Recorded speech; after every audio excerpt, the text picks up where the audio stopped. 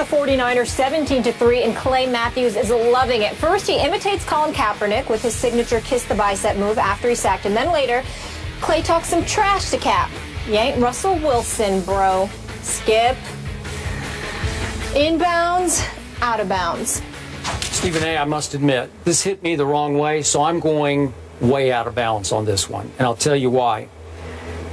Even though Clay Matthews said he was just having fun out there, and I do think he plays and has a lot of fun while he's playing football. I get that. But the truth is, Clay, you had your one little moment in the sun against Colin Kaepernick yesterday after he has caused you and your defense a whole lot of dark days and dark nights, because he has often been the dark knight against you again and again and again, especially when it mattered most. Going into yesterday, Colin Kaepernick, running the football, had 318 yards on 31 carries against Clay Matthews' defense. So to me, it's weak to taunt him after he has humiliated you so often before. You don't have enough cachet. You don't deserve to taunt him after he has run you off the field again and again, especially in the two big playoff games. Remember the one after the 2012 season out at San Francisco? Colin Kaepernick went 181 yards on 16 carries for 2 touchdowns. Think about that. He ran you off that field. You and Aaron Rodgers, you had no chance against his legs that night. And then remember the near Ice Bowl playoff game in Green Bay?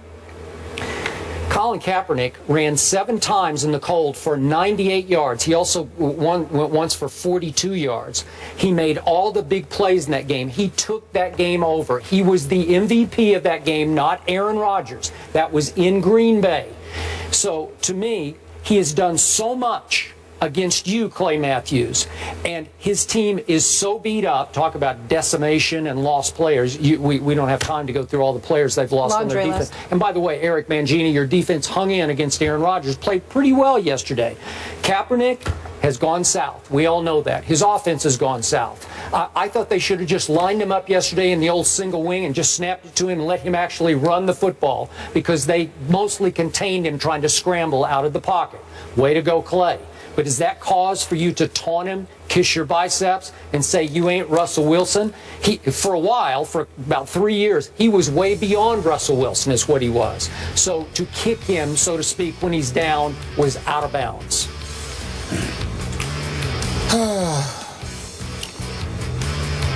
I cannot tell you how much I disagree with you on this position.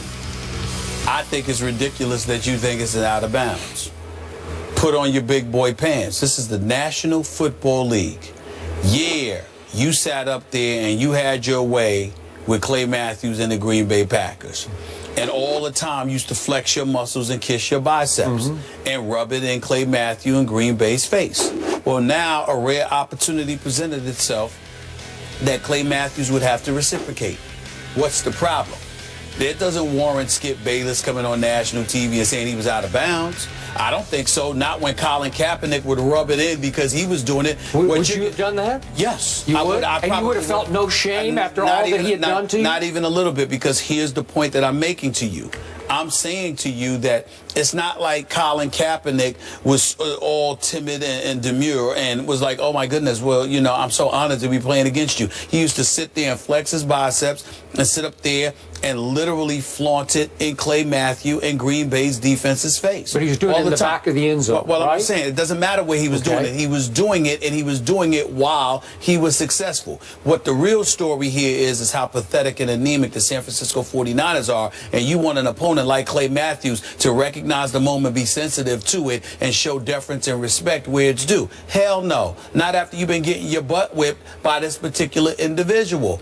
That's why Clay Matthews said what he said, because it's not just about San Francisco being a bad team right now. It's about the flagrant regression of their quarterback. A quarterback who only completed 3 passes, 5+ yards yesterday. A quarterback who's only completed like 6 of 19 passes beyond 5 yards this season, which is like 31%. A quarterback who is overthrowing 1 minute, underthrowing the next, missing open receivers religiously, seems to not know the offense that is being run. His quarterback coach for all of these years is still there working with them, and Coach Chris, okay? But somehow, some way, Colin Kaepernick seems to have regressed. And dare I say, I don't know this, and I'm not trying to accuse him of anything. I do not cover the 49ers. I don't know this for a fact. But when you look at football analysts and listen to the kind of things that they say, it seems to me that when it comes to Colin Kaepernick, they are challenging how much he's actually studying in the film room, regardless of what he says. Because this is a highly intelligent individual that does not seem to comprehend defenses that are coming his way. So when a guy like Clay Matthews is saying, you're no Russell Wilson, maybe he's not just talking about scrambling ability. Maybe he's talking about commitment to excellence in terms of being in that film room. Maybe he's talking about not being focused on you, your brand, your endorsement deals, and everything else. And what he's really alluding to is the fact that you're zeroed in, locked in on being the best quarterback you can be. Now, that may not be that's fair. Pretty deep for a quick comment on the football field. What I'm saying to you is that we don't know, because they don't have the luxury of really getting into it, because if you got into it post-game, then it would be incredibly inappropriate to go into that detail, because you're calling out a contemporary unnecessarily to an nth degree. In a particular instance where you get a sack, 1 of 6 on the day, you pressure Colin Kaepernick, and you simply choose to point out that Colin Kaepernick is no Russell Wilson. You could be talking about other things. I don't know that to be the case. I'm not trying to claim that I do know, but I do know what I see other analysts saying on various networks. And I do know what my man Skip Bayless, who knows as much football as anybody that I know in this profession, continuously highlights and details and deciphers and dissects about Colin Kaepernick. And one of the things you sat in that very chair and questioned, you never questioned his ability. You never questioned his accomplishments. You have sat here with your raised eyebrow looking and saying, what is going on with this guy? This guy doesn't seem to be the same guy. Well, if you notice it, and I'm Clay Matthews and I'm competing against you, and I have an opportunity to demoralize you and pay you back for all the times you demoralized me, I see nothing wrong with that. Okay. Zero. All right, we have 2 issues going on here. Okay. I vehemently disagree with your position on Clay Matthews, but let's leave that behind. Okay. Now to the Kaepernick bigger picture. Sure.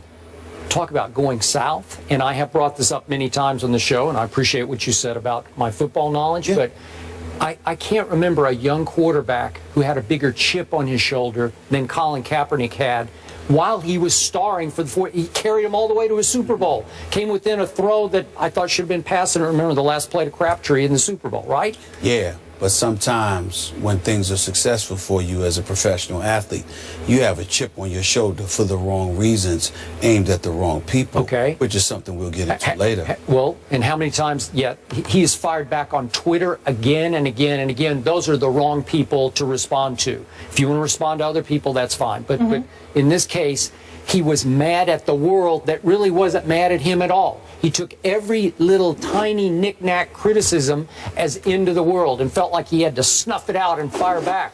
And after a while, you just run out of gas, man. It just eats you alive. And I thought he let the outside eat him alive inside. That's what happened to him. Slowly but surely, he thought himself to death. And then he started second-guessing.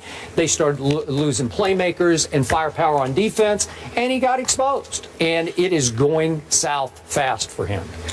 No question. I'm interested by what you were saying earlier. Not sure what you meant, but I'll wait for that. I know what he means. knows what I meant. I don't. Okay, I'll stay tuned. I'll stay right here. We're almost there.